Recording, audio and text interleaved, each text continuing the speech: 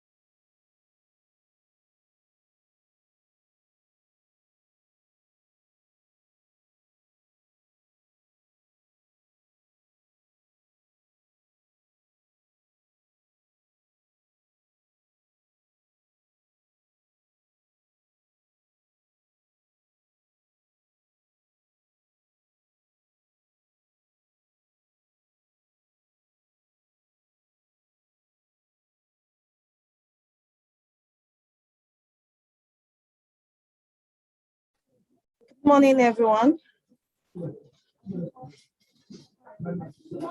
Good morning, everyone. Can you hear me?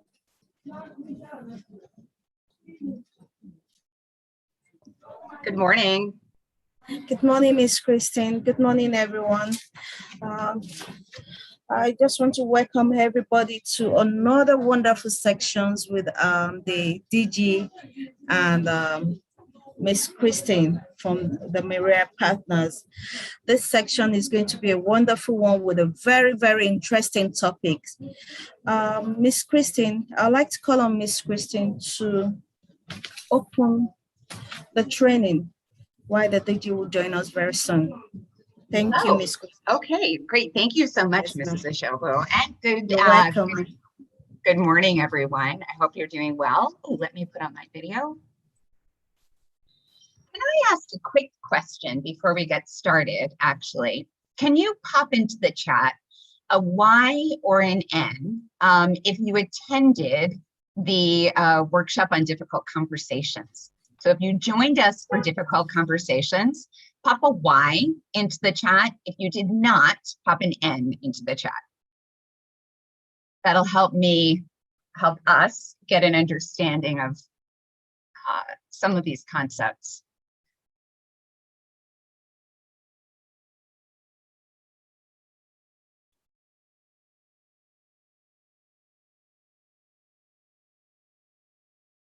Okay, thank you, Hamidat. Okay, so we're seeing some mixed responses. That's great. Some yeses and some nos. That is totally fine. I'm going to jump in then and step in briefly for the DG while we wait for her to join us. So first of all, welcome to this workshop.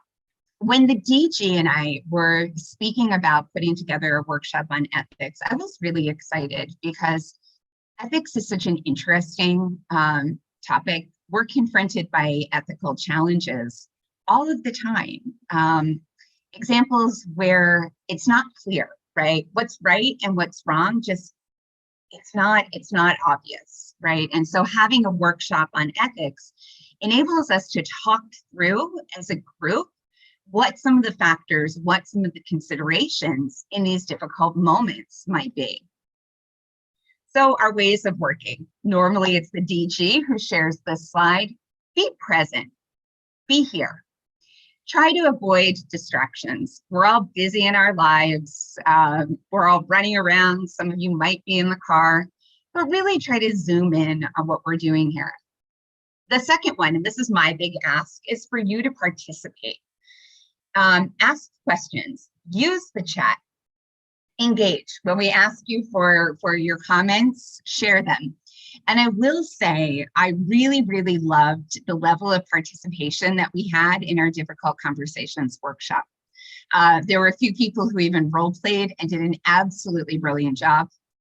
The last way of working that I'll just mention is for you to really do the activities. There's one part here where you really will be doing some reflection on your own experience. And I'd encourage you then to make sure you've got your paper, you've got something to write with, and you take the time to do this because you really will benefit from it. Now I see Mr. Giayeni, the DG, has joined us. DG, would you like to say hello?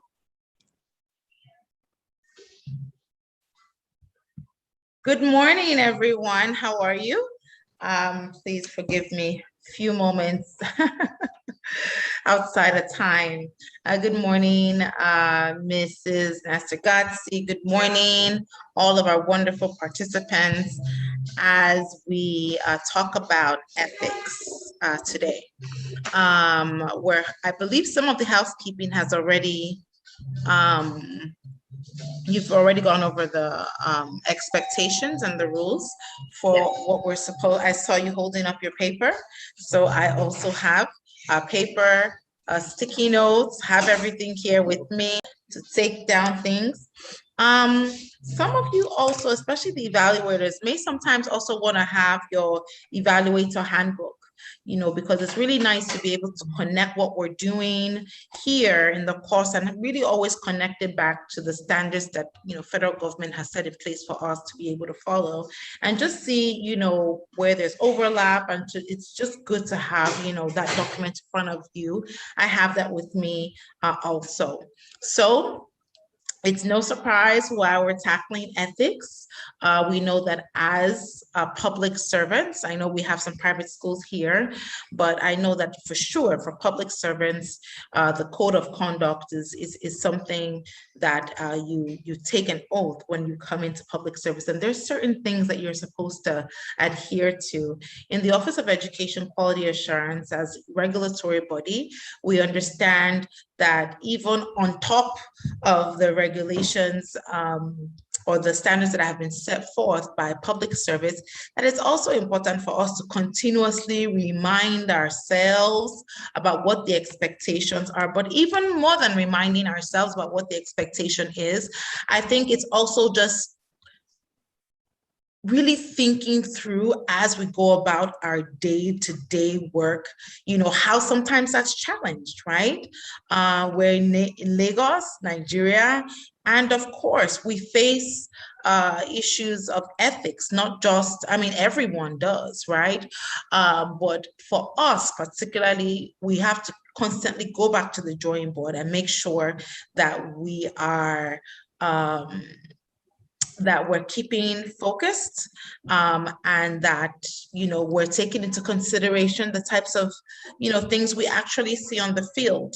So I remember, you know, when we were when I came on board, you know, maybe about a year and a half ago, you know, and we were really as a team thinking through, you know, what we needed to rebrand. You know, we thought through our uniforms, we thought through our logo, we thought through our vision, we thought through our mission.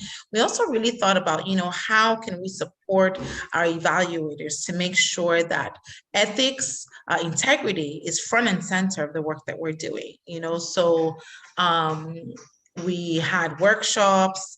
We ensured that in addition to what public servants are supposed to, you know, having signed at the beginning of their service, many of us have been here. Well, not us, but many of the officers within the OEQA have been here for definitely more than 10 years, 20 years and counting. We're quite top heavy. So just revisiting that on an annual basis and having to sign on an annual basis that we do agree with, you know, the, you know, oath of public service and what it means for integrity, what it means for confidentiality, and all of this centers on ethics. Okay, so I'm really excited to be here today and for us to really dig in. Okay, let's attack the elephant that is in the room. Okay, so Ms. Christine, I think you've gone through the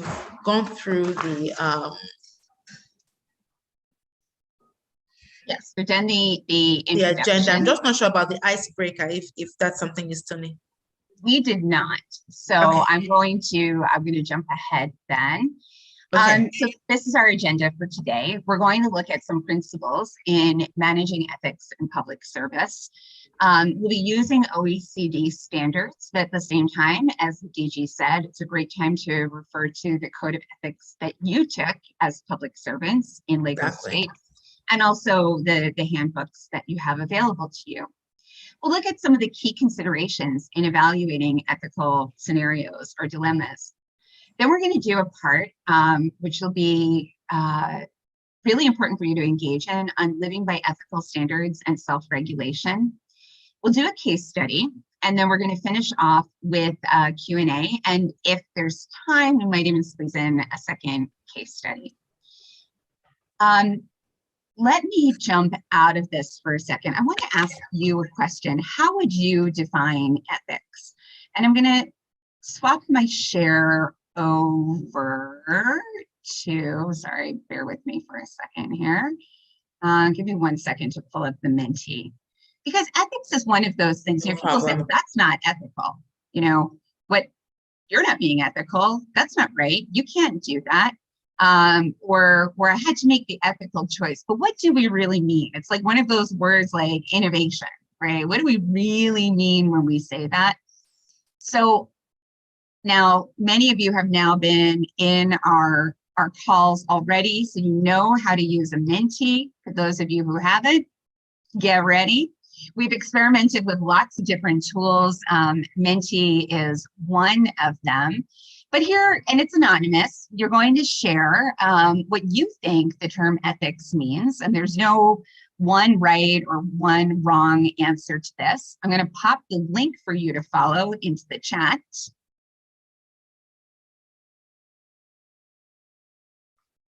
And just a refresher, for those of you who are new to Menti, you will follow the link and you're going to see a prompt. Wait, oh yes, okay. So you can do one word, you can do up to 3 words. You know, what do we mean by ethics? So I might say something like fairness, making good, difficult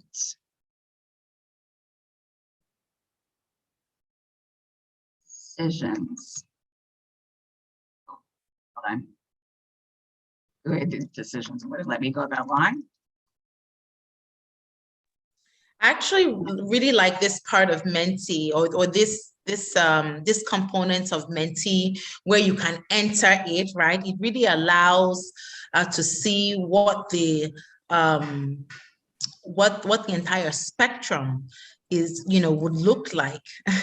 So even already now we see not easy, fairness, good decisions. So I encourage us all, we all have some sort of definition of what it means in our minds.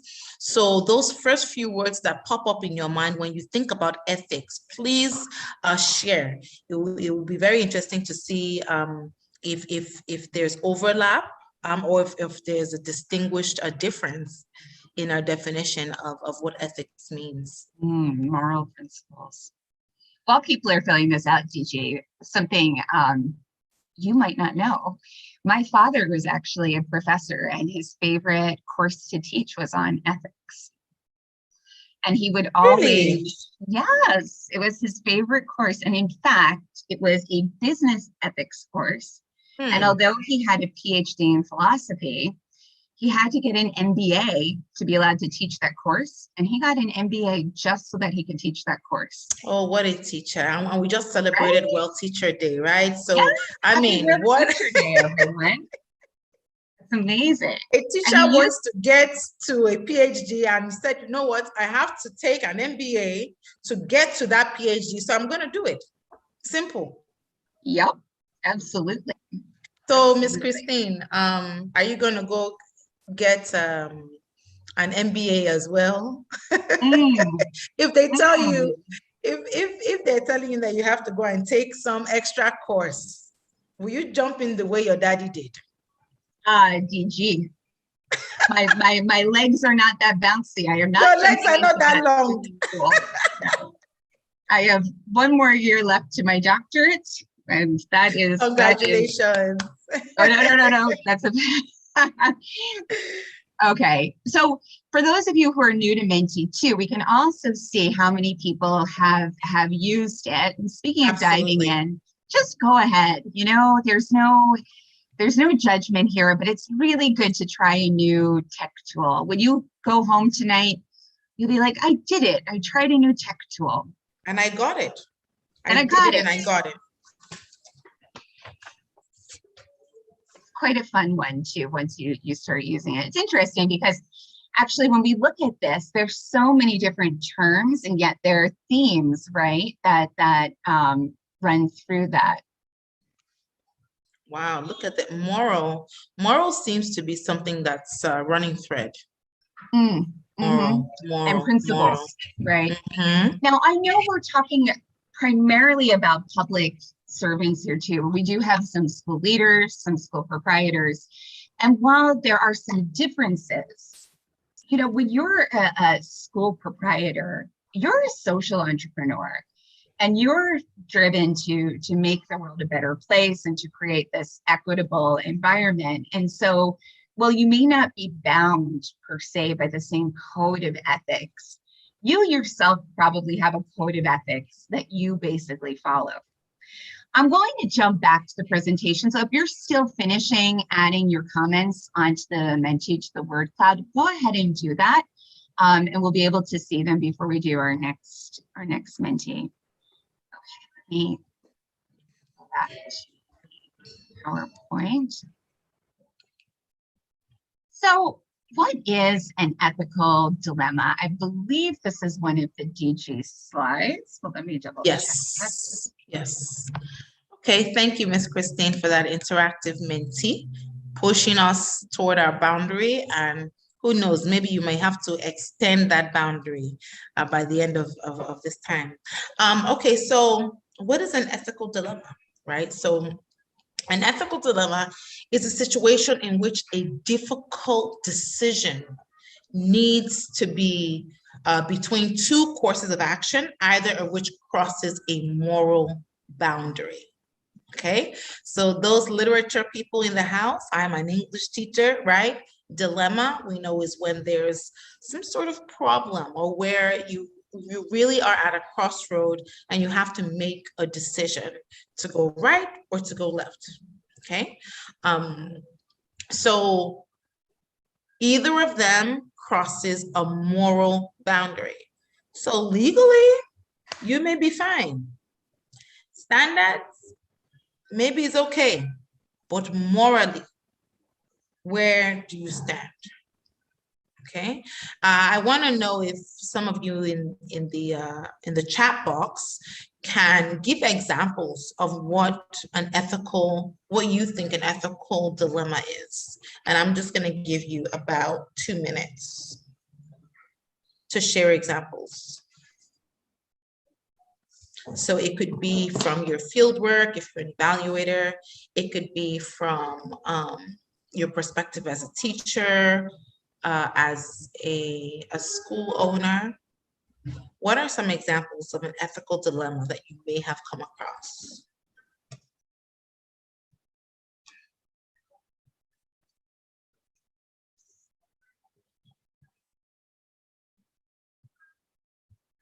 You know, DG, when I was in Lagos the last time, we had an ethical dilemma that came up, and I didn't even realize at the time that it was an ethical dilemma because I don't have the same, you know, I haven't had to sign the same. The context.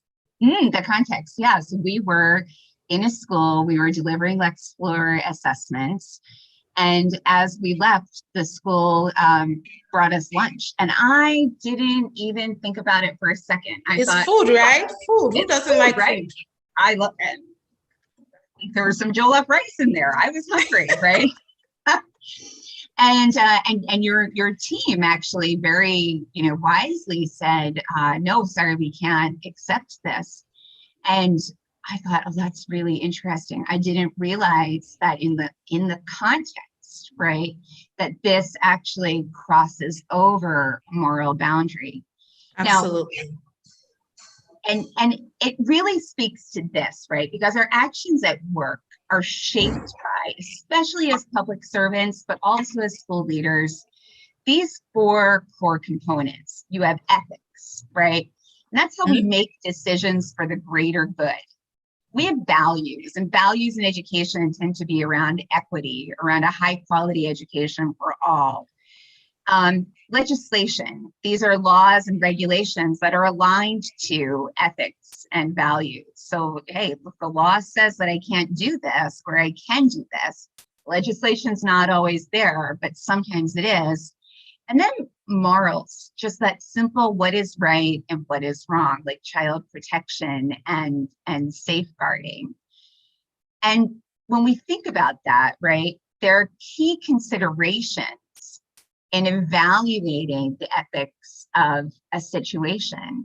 So taking that delicious smelling lunch might have challenged this principle of equity, right? If we take lunch from one school, do they at some point have some sort of unfair advantage, right? Have we blurred the lines where one school has maybe a warmer, fuzzier place in our heart because of what probably was something very well intentioned on their part? But I'll turn it back over to you, DG, to talk about those examples of ethical principles in public service. You know, Christine, I'm really glad you brought up that example, because I totally forgot about it. And I remember, you know, when you came to me and you said, you know, I want to discuss something. I kind of felt that it was rude, but I want to discuss something. One of your directors at a school refused food when they packed it for us. And I felt like it was kind of rude. And for me, it was a win. I Because was just worried that the school would have thought it was rude. I live in the understand. Arab world. My context is you never turn down food or coffee, but Exactly. And even within a Nigerian context also, because we're very hospitable people. You know, most times you go to people's homes, they want to feed you your meals. People they want you to have evidence that you've been at their house. So they'll give you something to take away. So it's very cultural. So it's not that it's bad per se, but when we think about, you know, our role as quality assurance and how we would be able to really impact change, right? Thinking through where the line starts and where it ends is something that it's been a challenge for us, right? Because like I said, it's also cultural. It's not just about people being here at work. So for the fact that in that particular that particular visit was a Lex Floor one, I believe. So it wasn't like whole school evaluation or like a clearance visit, but for the fact that the evaluators are exercising, you know, choice when it comes to things like that, and they're exercising discretion, that in this situation, you know, this is not something we're going to do. I mean, before it was seen as automatic.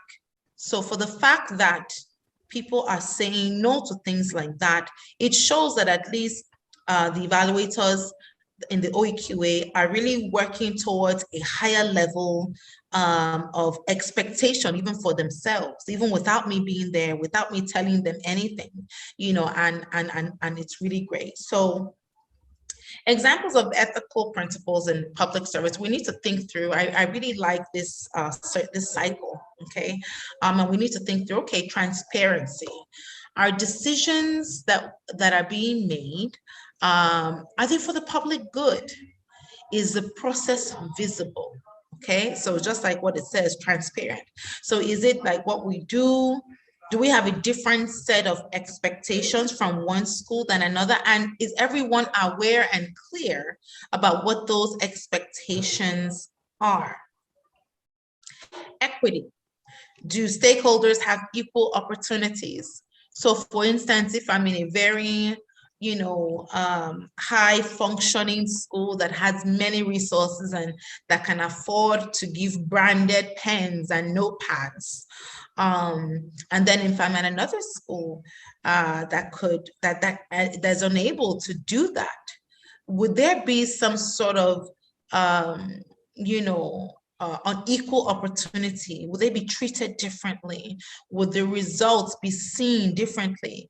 I think a very challenging part of the work that we do, not just as evaluators, because even school leaders and principals are supposed to also be doing, this type of self-evaluation from within. How do you target things objectively? So for the case of a school, how do you ensure that you can look at all of your teachers, acknowledge that they all have different strengths, but look at them objectively, okay? So maybe something like an accent. One person has a British accent, whether formed or real, and they're speaking. So as a result, this person is a good teacher. And maybe someone else has a very thick accent, maybe from Ilorin or something, but what they're saying is making sense. So are we, approaching them the same? Are they able to have that equal, level ground? Then accountability. Do employees take responsibility for their mistakes as well as their successes? And I think oftentimes government is perceived to really talking about the strengths and the wonderful things going on. And sometimes there's a perception that, we're not willing to talk about when we've dropped the ball. Government is complex.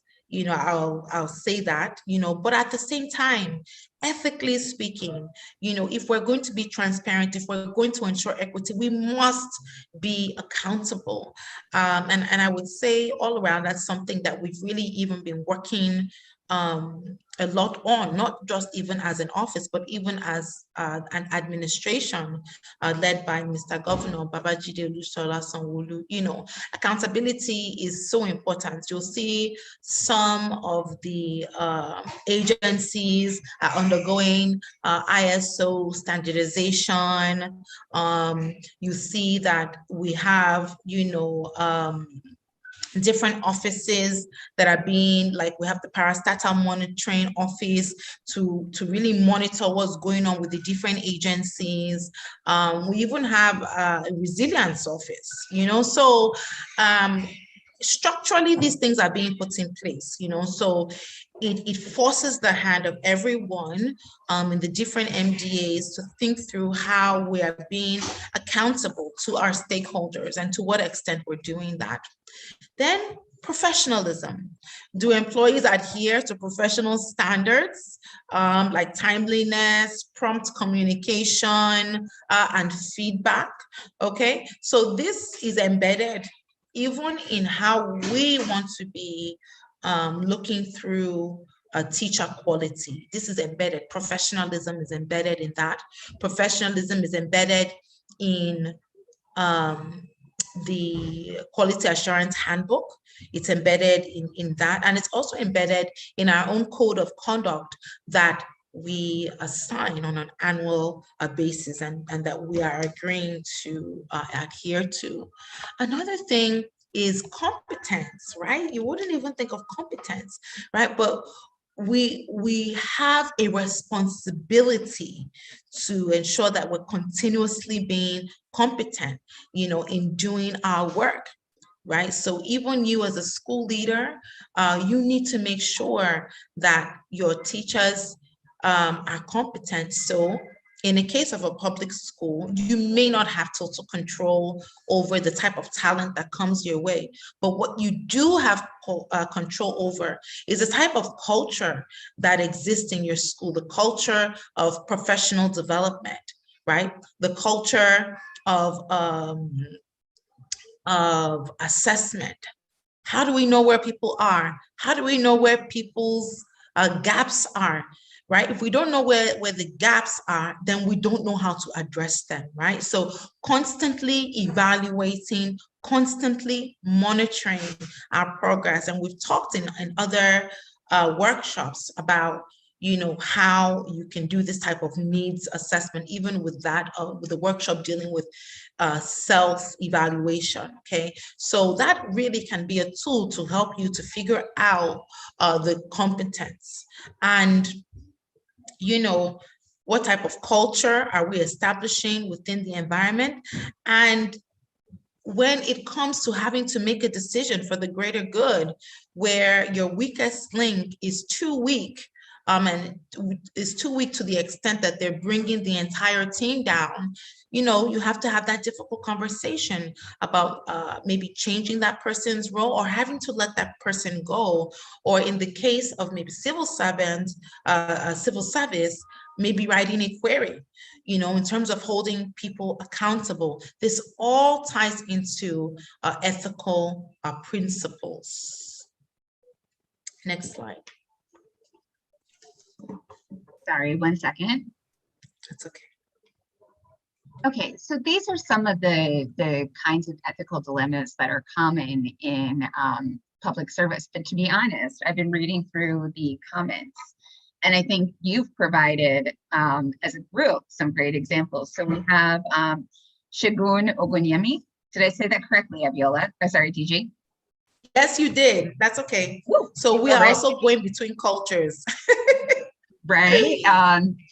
But Mr. Ogunyemi said, you know, one of the things that could be an ethical breach or an example is taking credit for others' work. That's a fine thing, right? But are you displaying competence when you take credit for somebody else's work? You know, not necessarily. And you're also not allowing them to show their competence too. Exactly. Then we have questions like this. Well, should I make an exception just this once? Now, I also want to highlight, let me double check the name here, because there was another comment which said, ethics is doing what my boss says, even when I know he's wrong. So that was interesting. Oh, when you obey your boss, so this is Ofulalu Olukemi Yemi. So I know I should do something, but I'm afraid of the consequences. That's a feeling that you might have when you have an ethical dilemma. Is it worth it? Is it worth it? If I ignore this, maybe it'll go away. And that's where that difficult conversation workshop comes in, right? And that's why I asked everyone at the beginning, were you in that, right? Okay, okay. That's a really great segue for this.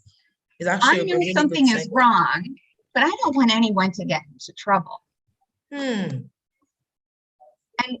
what happens if adhering to ethical standards right now might cause more harm than good in the short term? Like, I know I need to close this school down because of that health and safety violations. These children won't have a school tomorrow. So short term, maybe that's more harm. What do I do then? Like, these are ethical dilemmas. Yes, Christine, I really like, you know, especially I think the one that you mentioned about, you know, your boss, right? And I think it's always really important, and that's why standards are important, because standards are not subjective. Standards are not subjective, right?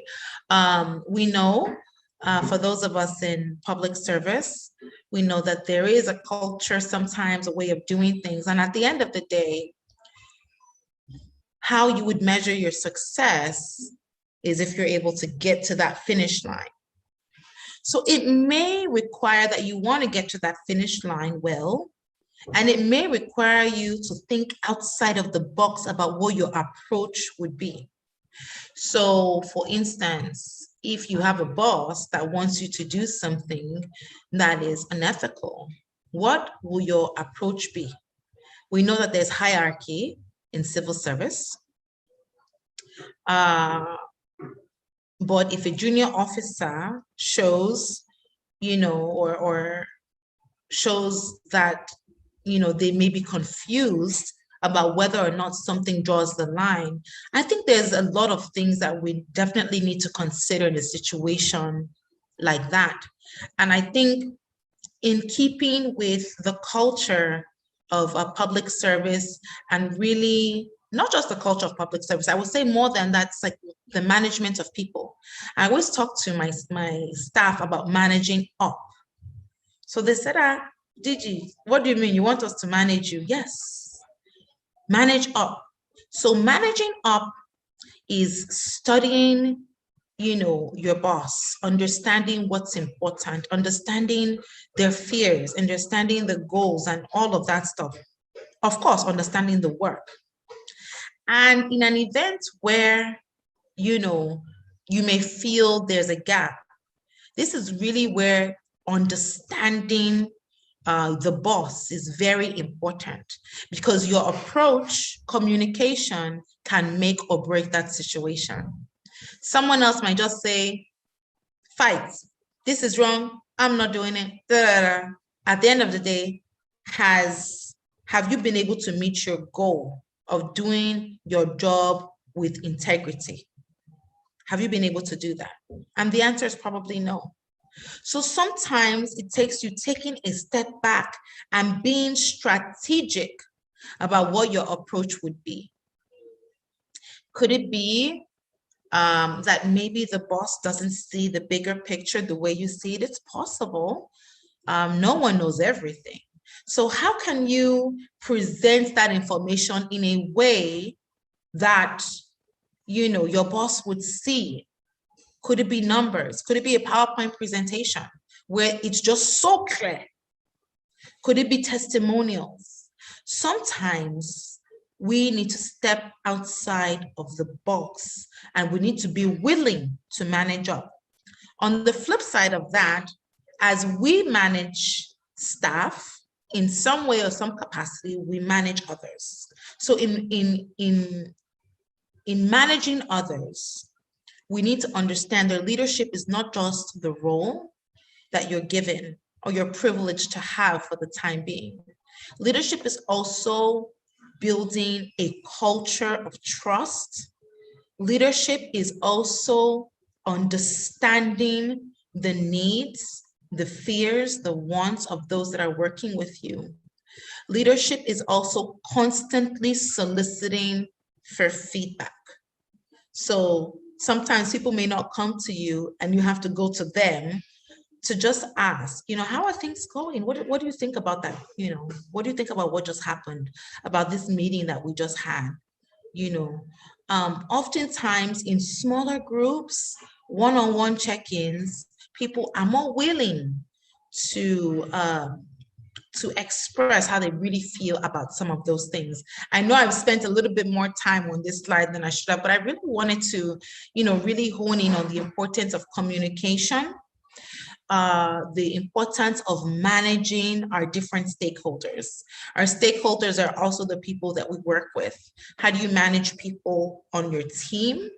How do you manage your colleagues, those of you on the same level? And how do you manage up to your boss? It's very important that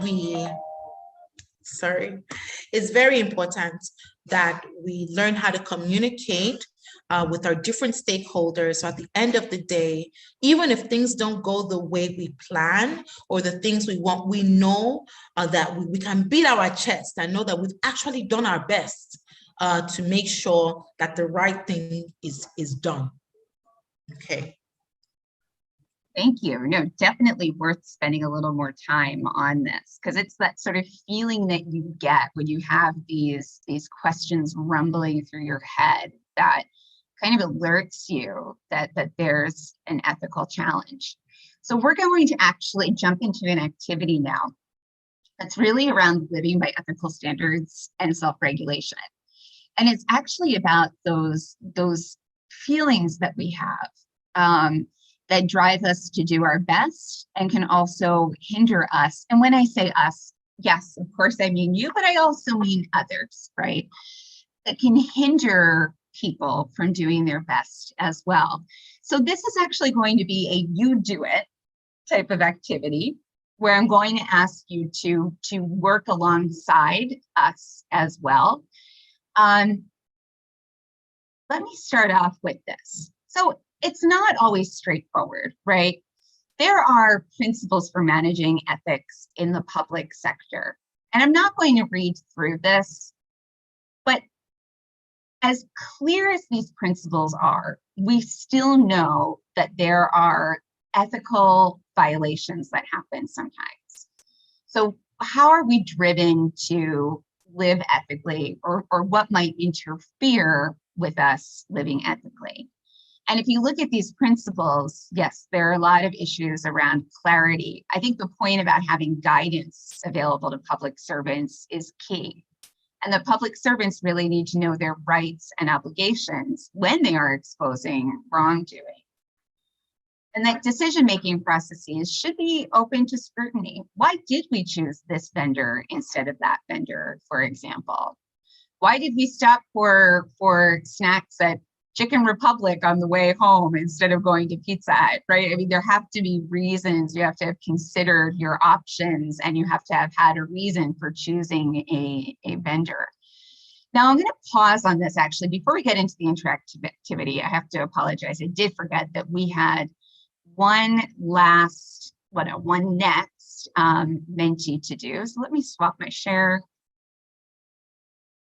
because this is your opportunity right now for feedback, right? What does the government do well, and what could be improved? So you're going to actually rate these from what you think, and at the right side, it's, what does the government do really well? And on the left is, we could probably improve on this area.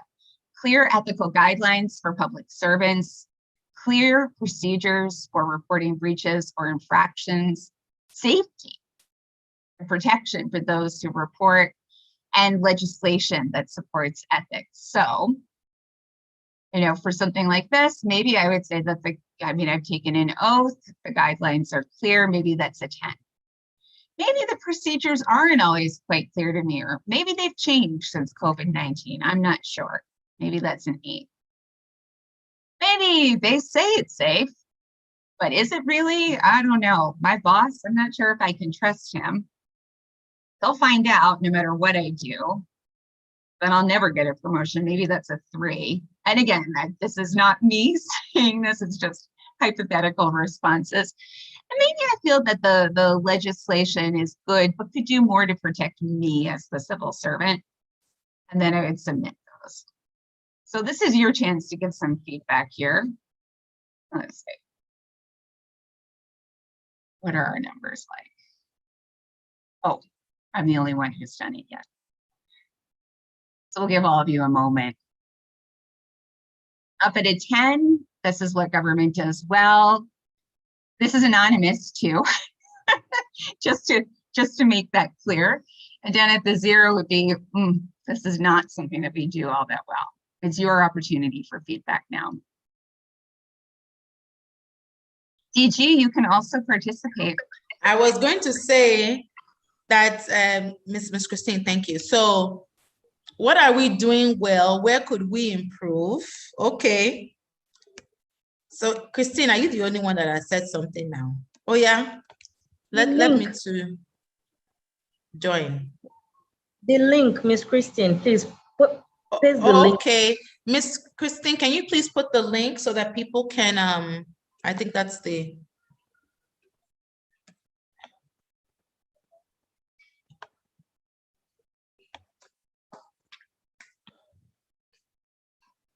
Oh, sorry, my video was on, so you all saw my son coming over asking if he has to go to his football practice today. That's the new normal. He does. New normal. Hold on, let me send this to everyone.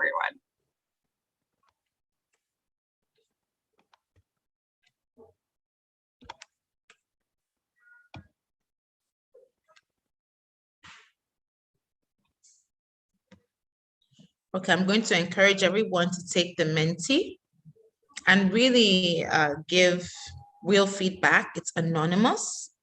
The more feedback we have, the better.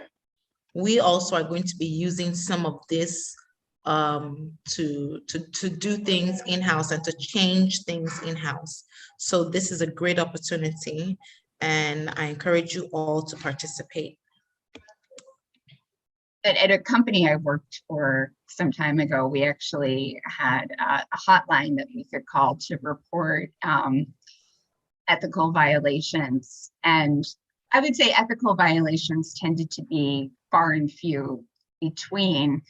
But I remember a group of colleagues who were concerned about an intellectual property issue, discussing whether or not they would use that hotline to anonymously report it. And they decided not to, for two reasons.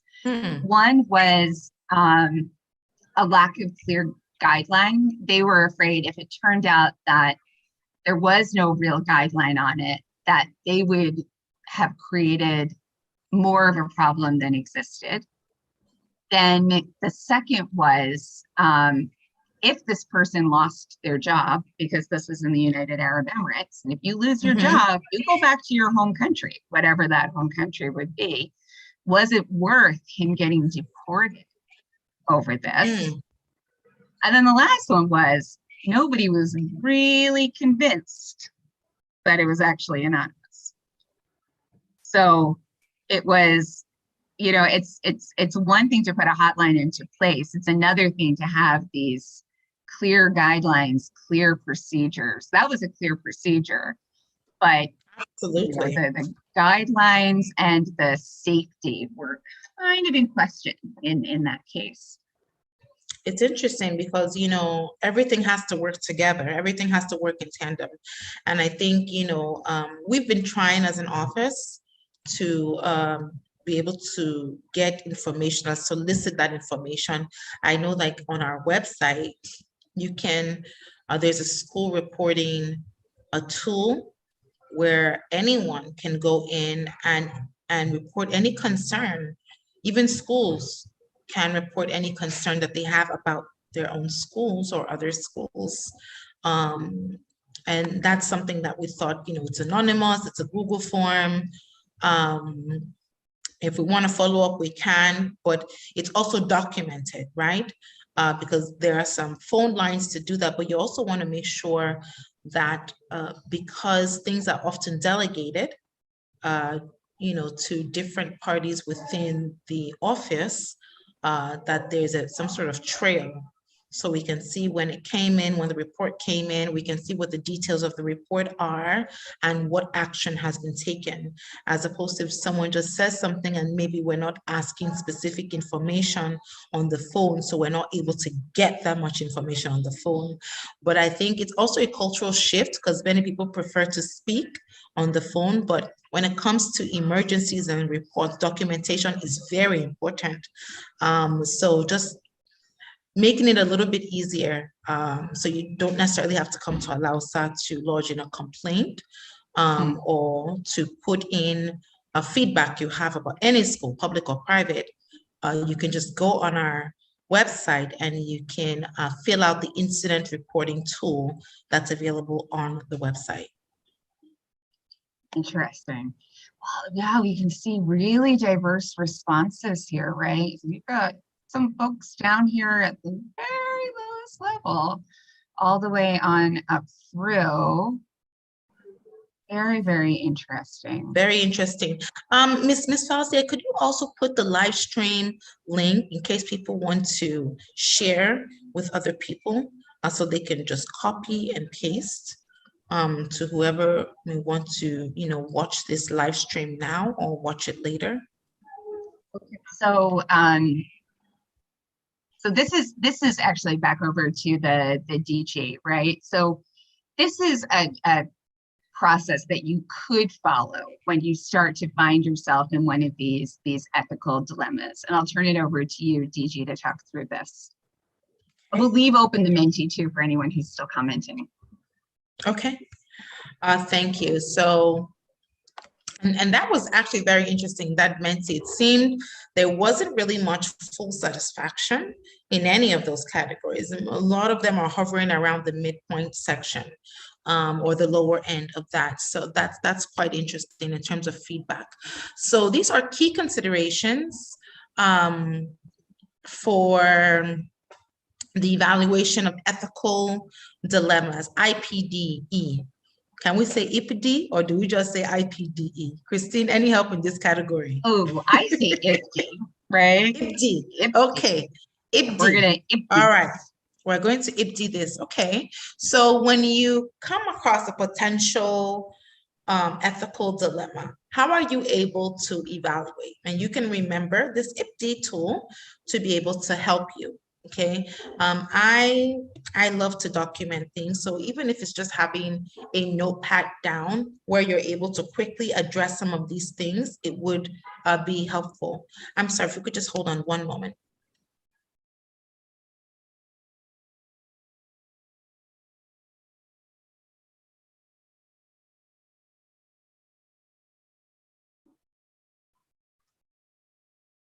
Oops. DG. Yes, I'm sorry if you can just give me one moment. Something has come up. Oh, that's fine. I can jump in and do this slide. Okay, Is that please okay? do. Yes, please. Okay, so this is a process that you can follow because I can't speak for all of you, but I know when I face an ethical dilemma, sometimes my head just starts to feel a little cloudy. What do I do? What's the best course of action? So the first thing, the I in our IPD, is to identify what has happened or is happening. So to really take it in with all of your senses, you know, what have you observed? And then the second question is, do you have a full understanding of the situation? Do you need to learn more, and how could you go about doing that? The second is, once you've really kind of thought about what's the full picture here, you know, what have I seen and what haven't I seen? And not that you have to know every aspect of the situation to know if it crosses an ethical line, but at least acknowledging what you don't know is really important. And then the second is to plan. It's always important to have a full plan of action in place. So we just saw from your comments, the legal frameworks were hovering somewhere a little over a 5. So they may not be perfect, right? But we can start by consulting that. What do legal frameworks suggest about your dilemma?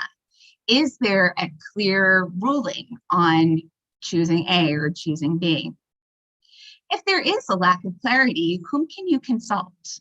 Who might be an expert who could give you some guidance on this? Is it your boss? Is it somebody else?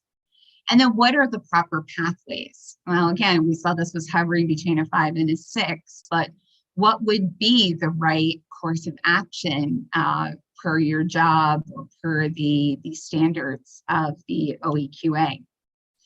Then it's deciding. So you might decide to collect more information to take action. You might have to decide whom you're going to engage and how, and then putting together from that plan your actual action steps. And then the final one is execution. And I feel like this is sometimes the hardest.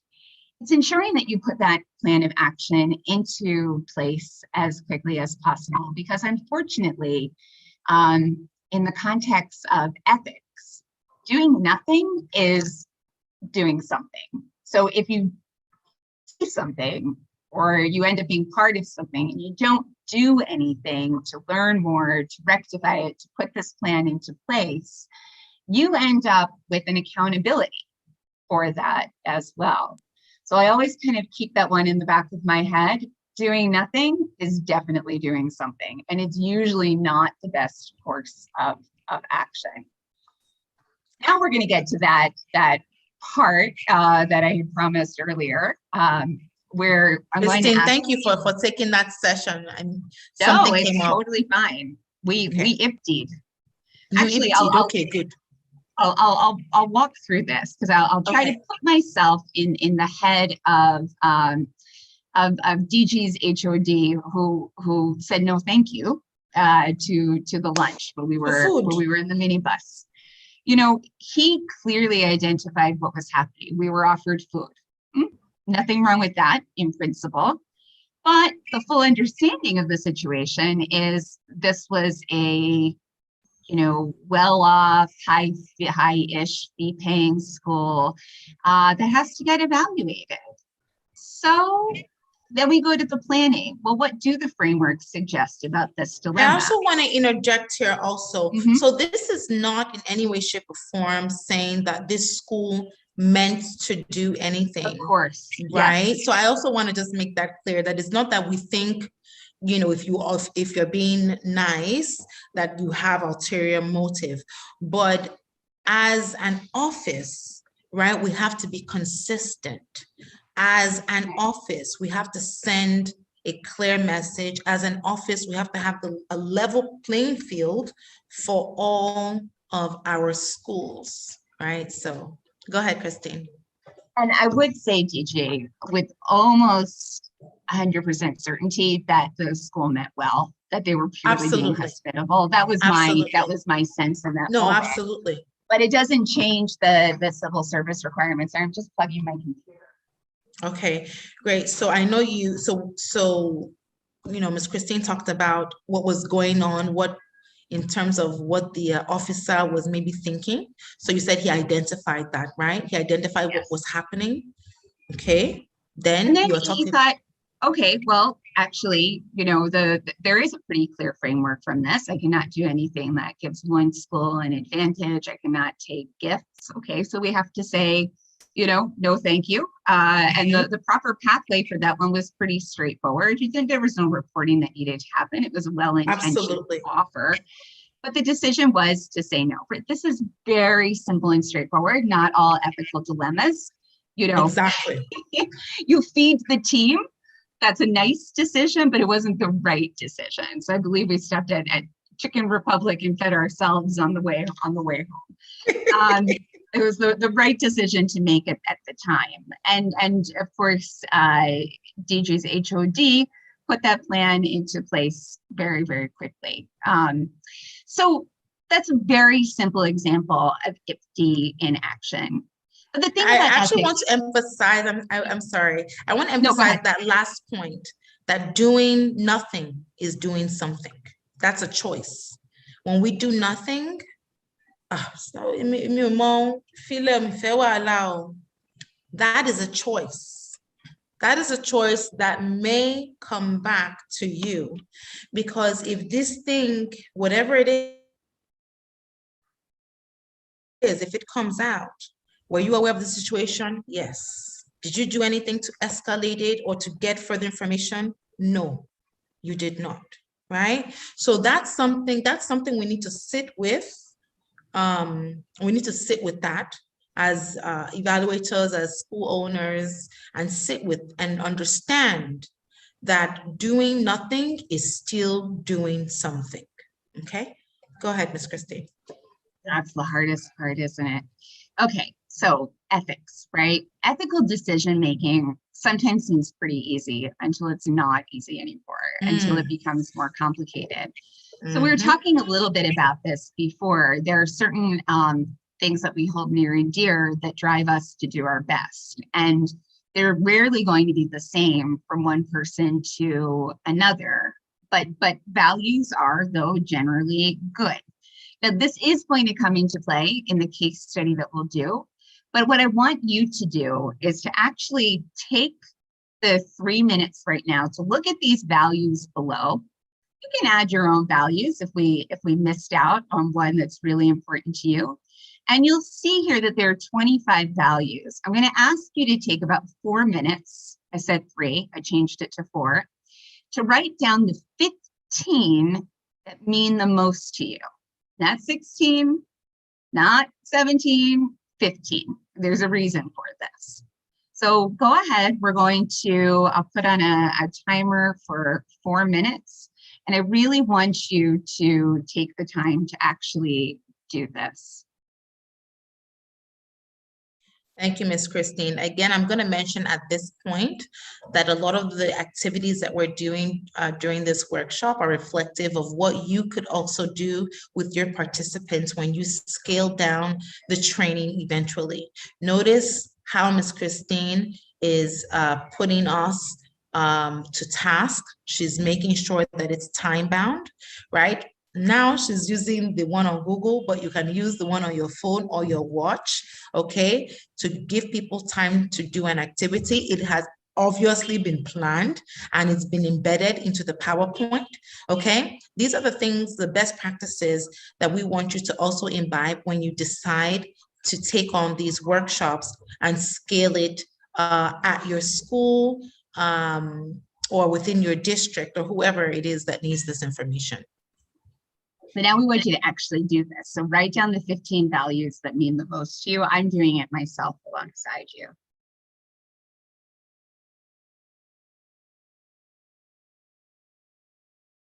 Oh, the last time I did this, somebody asked me, do you mean values that I want for myself or values that I want to see in other people? Values that you want for yourself. Like these are your values, not the values you want other people to have. Probably Absolutely. pretty similar, but we're talking about you right now. Good point.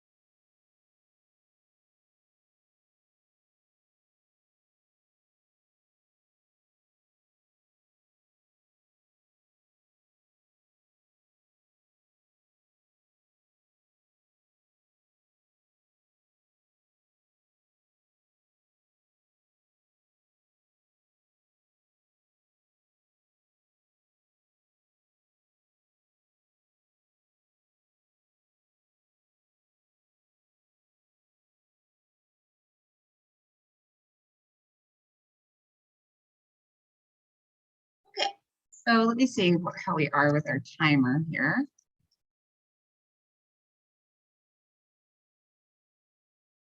Oh, hey, you still have 55 seconds left. All right, let you finish that. I was rushing mine a bit. The words are no longer showing. Oh, goodness, we can't have that. It should be back, yes? Yes.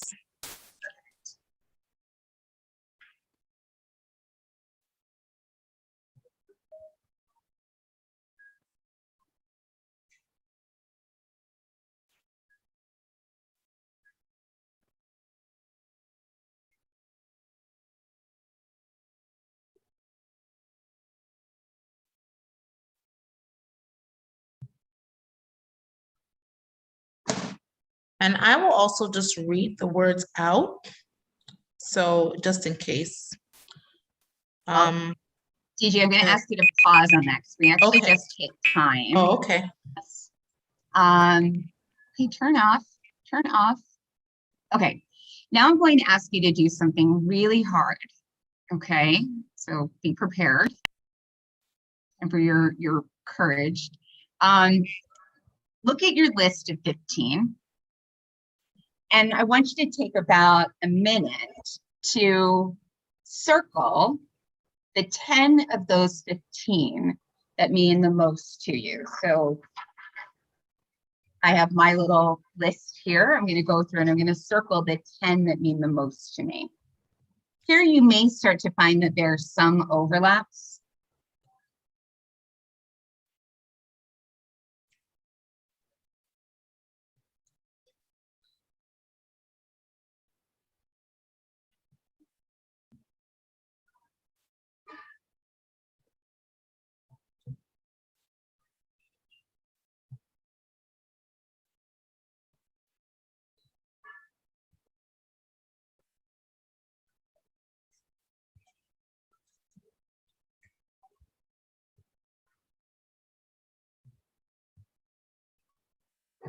Okay, I'm going to give you about 30 more seconds to do that.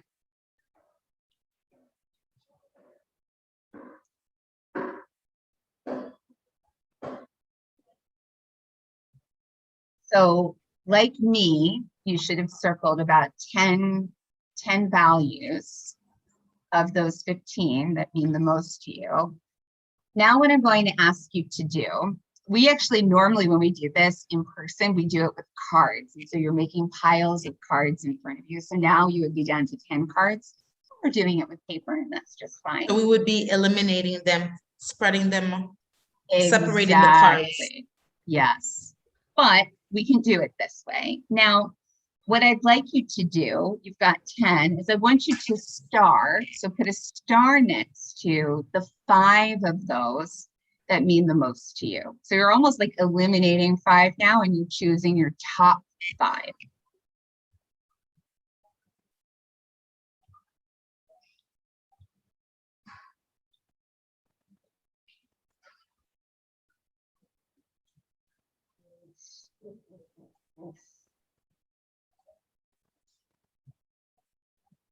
Starts to get harder, I think.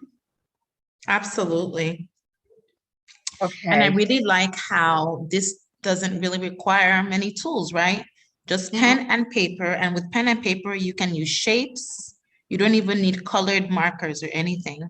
You can use circles, star, asterisks, triangles, rectangle to differentiate on this same pen and paper. Again, this is something that you can use at the school level. Now you're down to 5, right? Your top 5. And I'm going to ask you to do something really difficult now. I'm going to ask you to just draw an arrow that points to your number 1. What is it on this list that transcends all other things?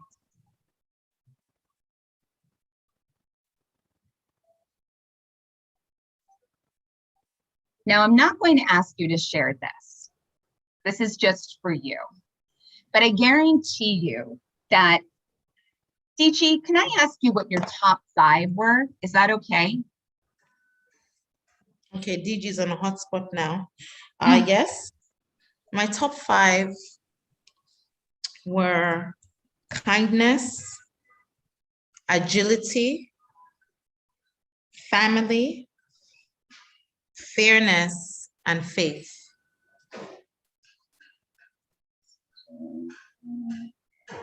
Okay, yeah, so you did have 5. I thought you were slipping in a 6th there. All right, so mine were pretty similar. Family, faith, kindness, freedom, which is similar to agility, because that was one of my top 10, and then peace. But interestingly, like forgiveness was really hard for me to give up, but I thought, well, kindness, kind of, maybe we can absorb forgiveness into that.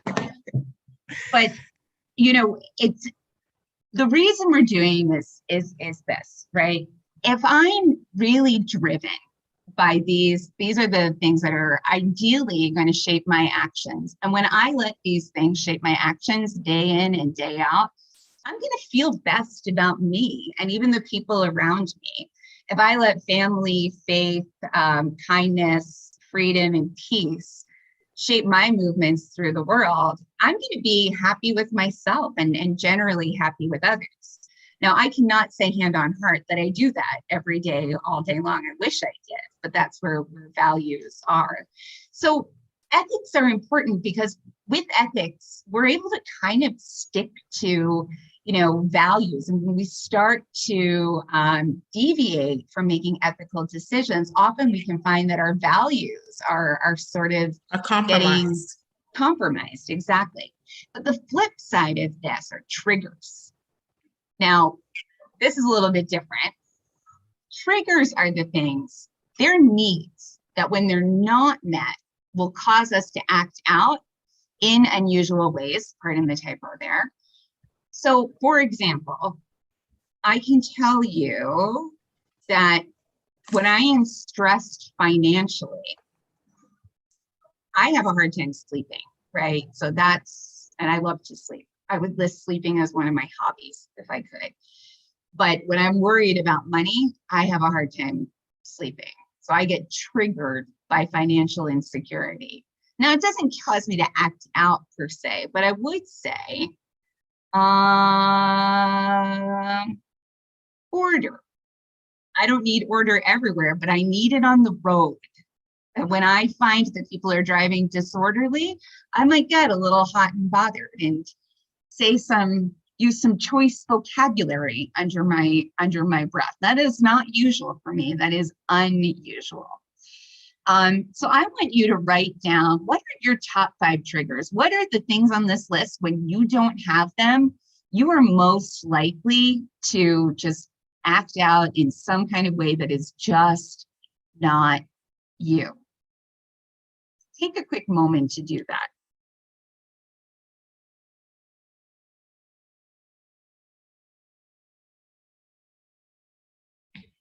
Are we timed for this exercise?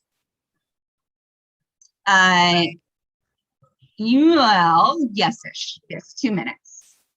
Thank you. I'm going to do it on my phone though this time, so I think that's easier than going back and forth across the screens. Ooh, my Philadelphia accent just came out. Kayode wrote, will there be a recording of this webinar or replay? Yes, absolutely.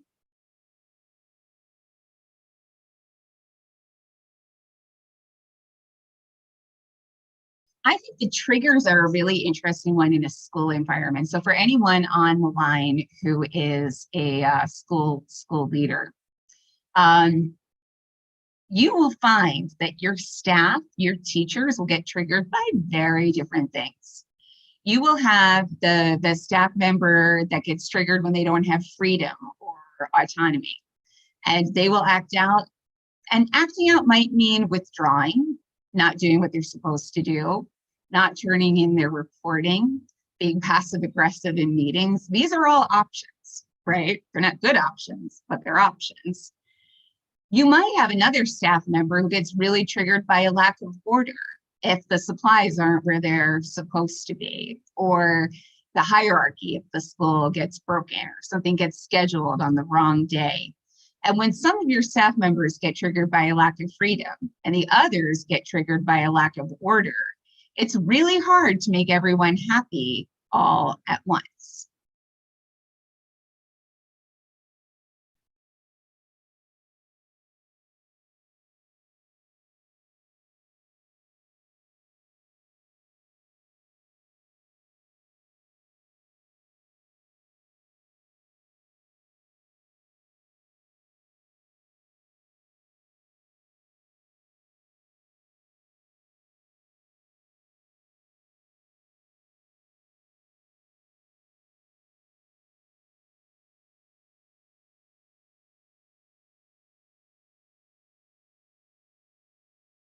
All right, so Oguntola, Rebecca, oops, there goes my alarm.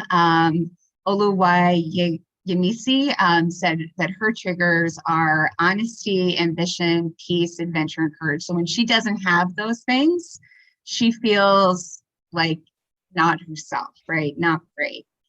Abiodun Idowu wrote family, well-being, success, loyalty, and creativity. Loyalty is a really interesting trigger. As an American, our former president was somebody who was quite triggered when he would see like a lack of loyalty among his staff, and his way of acting out, whether you like him or not, you know, was to fire people, often over Twitter. Right, that is definitely a form of acting out, triggered by a lack of loyalty. Some people, okay, we see Tijani Oluwatomisin wrote adventure. Without adventure, you know, maybe you start to feel sluggish or bored. The reason I say this is because oftentimes when you see somebody who is maybe engaging in an ethical breach, it may be a response to a trigger. And not only that, it may also trigger you in a certain way.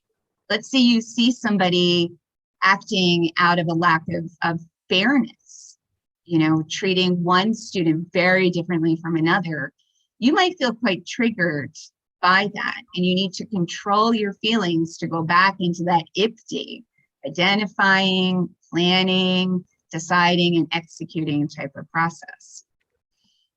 So I really like this exercise because I feel that it helps us to self-regulate ourselves. And just like a lot of the things we've been talking about with the different workshops, there are things we can apply to other aspects of our lives. Oh, 100%. Do this. Any of you who are married, do this with your spouse. It's a good activity. You need to know. You probably know already, but still. So this is another question. So sometimes when we're triggered, we don't even know what's happening around us. You can start to feel that little bit of panic. And so this is actually a question for you to do a little bit of a body scan. I know that sounds a little strange, but work with me here. Where do you feel it when you're triggered? What does it feel like in your body? Some people feel, they say, oh, I feel it in my gut. Some people feel their heart is racing. Some people feel all hot and bothered. Where do you feel it when you're triggered?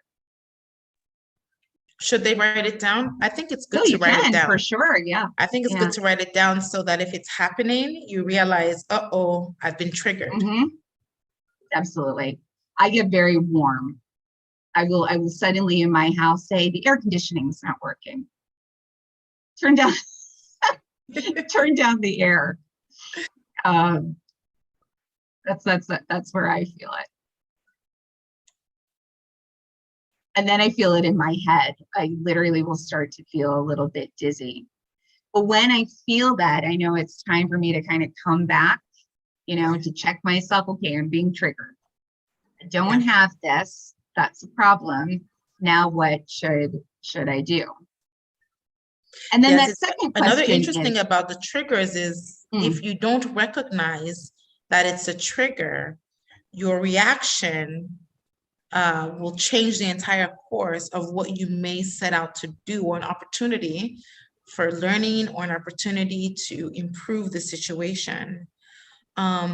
I don't think triggers are necessarily a bad thing, but I think it helps us to sort of see like, okay, where am I? What is going on? And how can I use those triggers to understand what's going on with this person that's in front of me? Right. And know that other people can be triggered too, right? So let's say you're in a setting where a school might be facing a fine, that may cause them to be triggered around financial security or maybe fairness. And when they're triggered, they're not going to act in a way that's rational. So they might make choices that wouldn't be the choices they would otherwise make. So being able to diffuse and de-escalate.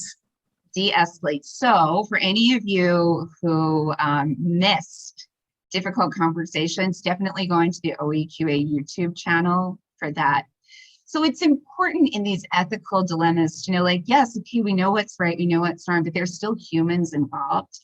And in managing this, really helping people to think about what do they value, what's the best decision here, and how their thinking might be clouded by different kinds of triggers can really help. I am going to move us along because I'm conscious. It seems like we're really loving this. It feels like group therapy, but I think that's okay. It's good. It's good. I think in many ways it also helps us. It should shift us, right, to be more empathetic. Feeling empathy doesn't mean you let people slide. But feeling empathetic means that you understand and you'll be able to communicate that to the person, that you actually understand, how it may have triggered them or how they feel, but that they need to sort of look at a larger picture, Yeah. Beautiful. And so, the question is, how does it make you or even others react? And there are all kinds of different reactions to triggers. Some people withdraw. You can actually see them sort of physically come into themselves. Some people explode into anger, and it's like they've just turned into a completely different person. We saw this last week in difficult conversations. I know one person who was sharing their own experience that sometimes people just cry. All of these are different reactions, right? But understanding your own triggers and recognizing people being triggered around you can help you when you're trying to execute on an ethical decision. Now, I am rushing us just a little bit because we only have about 10 minutes, and I know DG, I know it's always, and this is, I mean, it's such a fun topic, but DG has this is a very fun topic.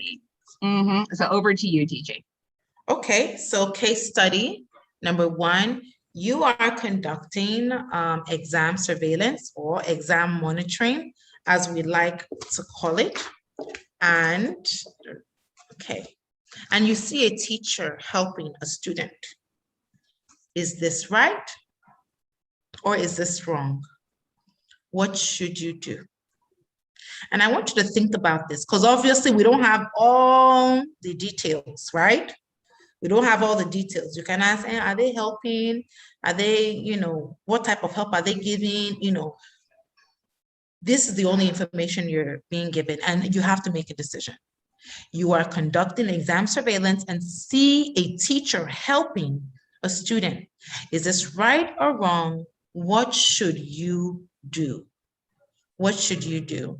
I'm going to give you about 2 minutes to respond. Think about this entire workshop. Think about triggers. Think about values.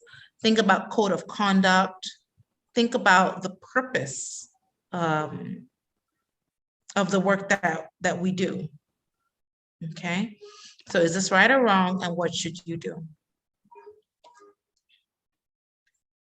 So I guess 2 minutes. It's 11:22. So well, actually, I think, do you want to call in somebody to share their feedback on this? Because we're going to give a little more information right now in a second. But would somebody like to give feedback just on what we've seen so far? Let me see. I can call on. You have a few people with hands raised. You might want to. Okay, so Olufemi Olasoji. Olufemi Olasoji. Fauzia, please make sure that this person is unmuted. Okay, ma'am. Someone stated it is very wrong. I will stop him. So for Hamidat Sani, this is clear cut. There's no ethical dilemma here. That's wrong. You have to be stopped. Okay. Olufemi Olasoji, please unmute yourself.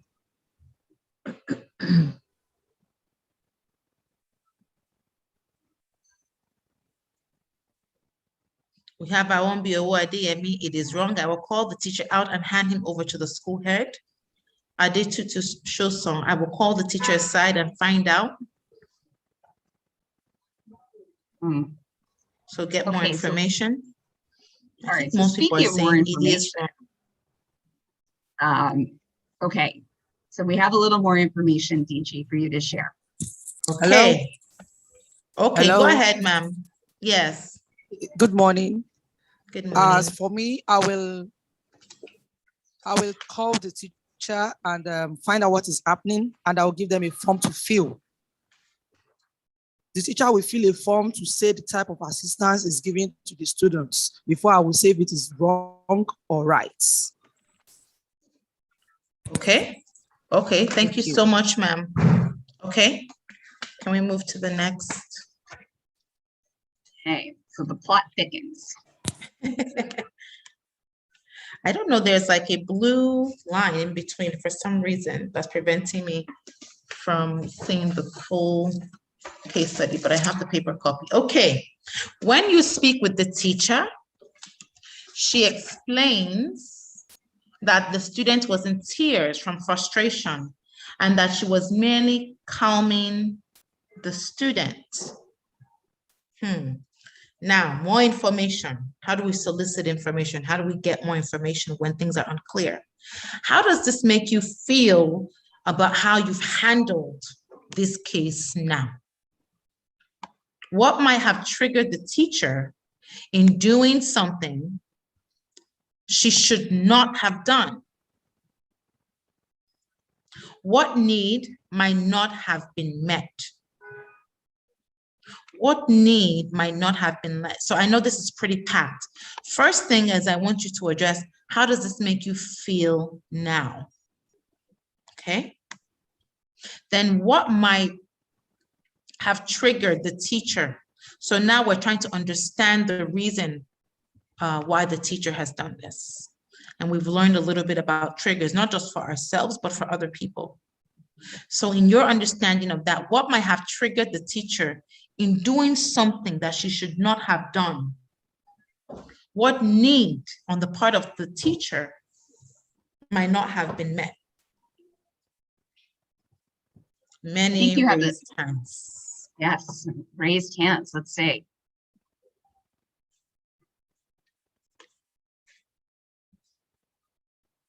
Okay, let's Kayode or Jelade.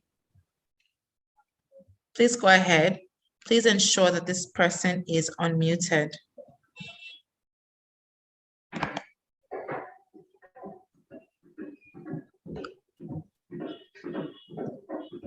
Ms. Fauzia, please ensure Kayode or Jelade is unmuted. Ma'am. Hello. Okay. Okay, go ahead, Mr. Kayode. Oh, what an interesting topic we are discussing this morning. Actually, when such case arise, as a teacher, I'll be patient enough to look closely into what might have triggered the teacher even to do such, because there are instances where indeed teacher needs to render assistance even to students, even in the exam, not exam practice now, not cheating now, but at least maybe to give them some guideline. So in that case, I'll be patient enough to see what or the reason why the teacher is acting in that manner as at that time, by engaging him and asking some question. Oh, what happened, man? And then he'll be able to give me the correct situation, which will now inform my own judgment of the next action to be taken. Thank you, ma'am. Thank you so much, Mr. Jelade. A few people still have their hand up. Fauzia, please call on someone else. If we can do one more comment here, because then we've got more information coming. And remember that trigger exercise we did? Remember, how do we understand the trigger of the teacher in making the decision to comfort the student at that time? What does this tell us about the trigger of the teacher? Miss Esther Odili, you have your hands raised. Please unmute yourself and let's have your contributions. Miss Esther Odili.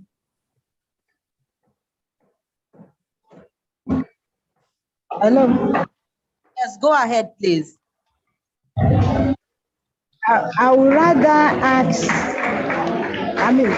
talk to the teacher and give a little advice before allowing her to take any further decision. Okay. Okay, thank you. So, Ms. Christine.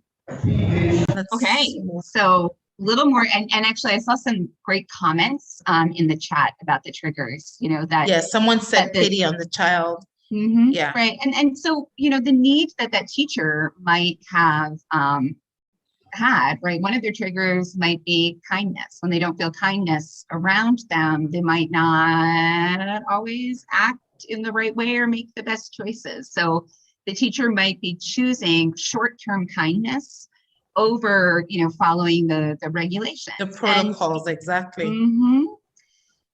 Now, let's dig a little deeper here. You understand the teacher's feelings, but explain that you will still need to report this and the school will be fined. What are your next steps? What would you do then?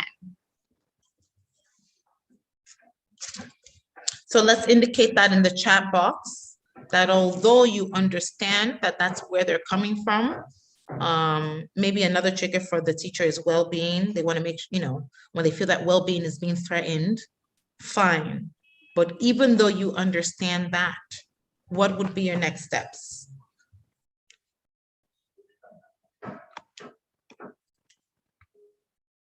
Are there clear protocols to follow?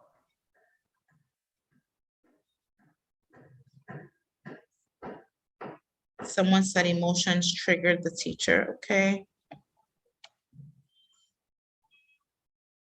Remember, triggers don't come from what we have, they come from what we're missing, right? So for some people, that's like respect, right? If they feel that people are not respecting them, then they act out. And they may put short-term reactions ahead of long-term gain or even their own well-being. Like this teacher may have been triggered by feelings of, oh, if I don't do this, I'm not being kind, right? So I better do it, even if long-term it wasn't the best decision. Okay, we're going to go to the very last part of this little case study. It's interesting what someone said. They said, I actually assisted an albino girl to read her questions because she was given her type of examination paper and it makes it difficult for her to see. Okay, so at the end of the day, what do the protocols say, right? Because that girl has been taking examination in that school with the same type of protocols before this examination. So if that would have been an issue, it's something that should have been established, right? That maybe she needs some type of accommodation. So the school should have requested for such, because you don't want the situation to be where someone will think that you're helping the child to cheat, right? So we also have to be very clear, although we can understand that is the case, what do the regulations say? And yes, I know sometimes there's a gap in regulation. That's why it's very important for us to have anticipated some things beforehand. So we know what the protocol is when we get to the school. Fantastic, thank you. All right, so last little bit of the case study. This is for you, DG. Okay, so I don't know, there's like a blue bar that keeps coming at the end. Okay. I don't know why, but I have the manual one in front of me. Okay, so what should you do now? As you leave the building, a staff member approaches you with a bag and explains that they have packed you a cold drink and a sandwich. I don't know if sandwich will work for our context, or maybe jollof rice. Coke and jollof rice for the road. Okay. Coke and jollof. You explain that you can't take it, but the staff member insists and walks away. After handing you the bag, what do we do? What do we do now? In the chat box. So you've explained, chicken. You didn't tell them to bring jollof rice, you didn't tell them to bring a drink for you, and you've even told them, and they're still giving it to you, and they've actually handed it to you. What do you do? Ike Lomo or Shilo was very clear to point out that this should be jollof and chicken, not a sandwich. We will fix this. We will fix no sandwich. Cannot be having. I was afraid if I wrote jollof, I would be stereotyping. No stereotype. It's honesty. Jollof rice and chicken. Or igbin and awo. That's snail and guinea fowl, Miss Christine.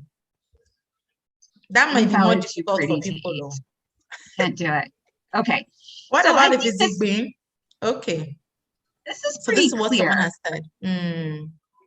Yes, so I will repeat But my now, order to the staff. I won't collect it. She can't hand it to me if I don't collect it.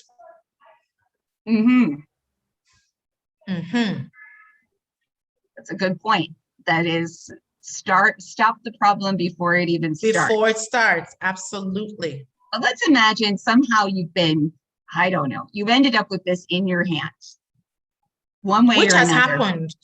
There's a situation where some evaluators went to a school and they had no idea that the school had packed, envelopes for them. Wait, don't, DG, don't do it, because that's the next slide. Oh, sorry. Go ahead. Okay, so should I read it? Yes, please. Okay. You head towards the building to return the bag, and you look inside. Below the sandwich, jollof rice, igbe, and awo, you find 20,000 naira. What should you do? What should you do? What will you do? What should you do? What will you do? So notice that these ethical dilemmas are not always clear. It is obvious that this person did not want to collect, but they were insistent. And what type of triggers could the person at the receiving end be getting as a result of this person's request? Is it that they don't want to appear rude? Is it that, what is it? Because if we understand there's a trigger, then we understand we need to deal with the trigger and get back to focus. I think the person may feel like, oh, they're being rude if they don't accept it. Well, if you see GUA, simply drop it there, thank them, and say you cannot collect it. Collection is synonymous to compromise. Let's look by the savage. Politely tell them against the ethics of your profession. Return it. Okay. All right. So I wanted to just throw in some sort of what ifs, right? These are real what ifs. And I think to an extent you've already answered some of these, but what if your own children's school fees are due and you're short? And you tell yourself that you'll pay the school back and you're thinking of it as, maybe it's just a loan for now. Or what if the school refuses to take it? Do you just drop it on the ground? Or, sorry, I'm covering the last one for myself here. Or the director says, no, it's just money for petrol since you've gone so far out of your way. Now, what happens under these situations? Do these scenarios change how you feel at all? So now, remember, for some of us, our triggers are family. So your own children's school fees are due and you are short. You tell yourself you will pay the school back. The school refuses to take it. Are you just meant to leave it?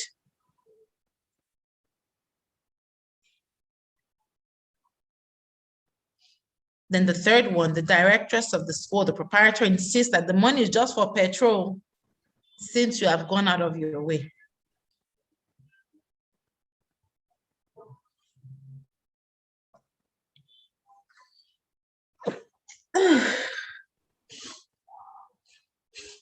So just respond. Okay, so Lydia Adegoyega has said, appreciate them and don't collect, and let them know why I can't collect it. Okay. Owalesi Babafemi has said they're gonna take a snapshot just in case evidence is required. Olavisi Giwa has said, I will borrow elsewhere to pay my children's school fees, sharp loan to the rescue. Okay. So you've gone into problem solving mode, right? And you know that no matter what, right, this is a Not an option. no-go. But Yeah. I mean, just like the DG said, for me, family is one of my top 2 values. You know, and when things happen to my family, we have an expression in the US, I go mama bear, right? I get triggered when things happen to my family. And you know, mama bears watch out after their cubs, and there's no animal that you want to mess with less than a mama bear. And that, you know, sometimes when we're triggered and we get cloudy, things are a little less clear, or maybe you're, you know, triggered by respect or fairness, and it feels disrespectful to leave food on the ground, or you know, well, the last one's pretty clear cut, because 20,000 naira would be a lot for petrol. But these are some of the what ifs you could come up against. This is really interesting, and it makes me think about, you know, even for like myself, right? So my children's birthdays are later on in the school year, and some schools have a cutoff date that's later, right? So very early on in their schooling, I had to make a decision if I would, you know, pull them out of the school, knowing that they would always be the oldest in their class, or take them to a regular Nigerian school that, you know, allows them to sit at a certain age. You know, for Nigerian curriculum, we look at the year somebody was born, if you're 5 or if you're 6. So in that situation, both my children are born later in the year, and it has to go after. And obviously, especially in, you know, especially in a role as DG, you know, there's almost probably nothing that I won't ask schools to do or that I cannot. But still, I always insist on the rules. I always insist on not having any type. In fact, when I first, I'll tell the very brief story. I know we're up for time, but I remember when I first dropped them at the school, and the school was aware that I work with Lagos State, and I think a few weeks later they found out my role and said, "Madam, but why didn't you tell us, you know, that you're DG? You should have told us now." And I said, "No, I'm a parent. You know, I'm a parent here. So would it make any difference?" That's what I asked the woman. I said, "Would it make any difference?" And she said, "No, but it would have been nice to know." So, you know, obviously, you know, there are different things that come our way.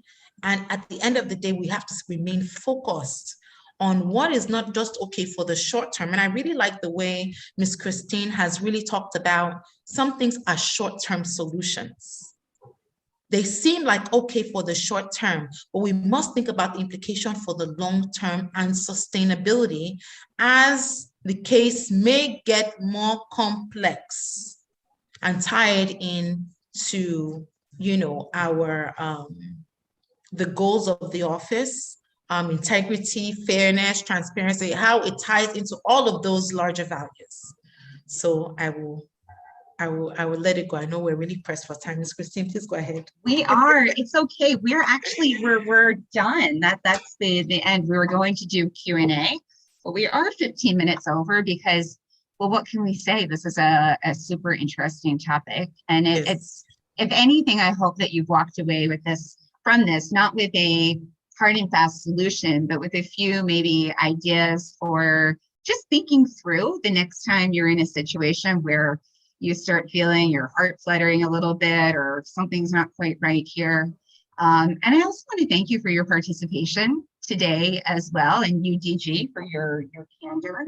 Thank you. I also want to just finish off on what Mr. Remy Abdul has said. He says integrity requires sacrifice.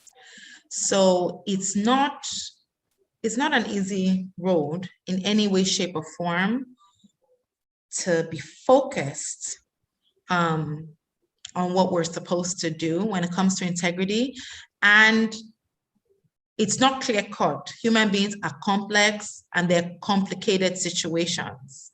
But it is important for us to be willing and ready to sacrifice when we find ourselves in those situations. I think with this particular workshop, I really like it. I really like it because, like I said, it really ties into other aspects of our lives also. And particularly, I like the triggers exercise. I think that's very helpful, in addition to the EQA framework that we can use to instantly gauge where we are so that we can move forward with our integrity in place. Awesome. Thank you so much, DG. Thanks, everyone. This will be available on the OEQA YouTube channel. And in just about an hour's time, I'll have it posted to LagosLearnsTogether.com under PD with the DG. Thank you so much. I want to thank all the evaluators, all the school owners, principals, head teachers, on the line teachers, if even. I want to thank you all for your attention today. This has been a really great workshop series. As you all may know, this is, I believe, the 5th workshop in this first series of Quality Assurance Essentials.